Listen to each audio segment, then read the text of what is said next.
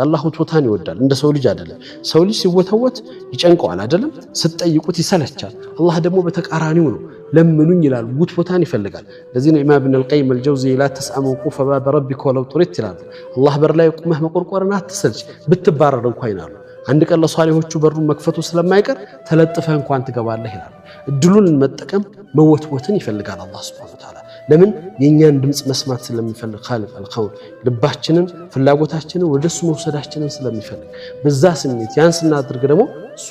አሁንም ተቀባይ የሆነ ጌታ ስለሚቀበል ሀጃ ስላለም ብቻ ሳይሆን አላህ ሀጃዎችን ስለሚፈታ ችግሮችን ስለሚቀርፍ የልባችንን ስለሚሞላ ዱዓችንን ስለሚቀበል አላህን ለምነው ላለው አላህ ዱዓቸው ከሚቀበላቸው ጥሪያቸውን ከሚሰማቸው የጠየቁትን ከሚሞላላቸውና ለነሱ የሚበጃቸውን ከሚሰጣቸው አላህ ያድርገን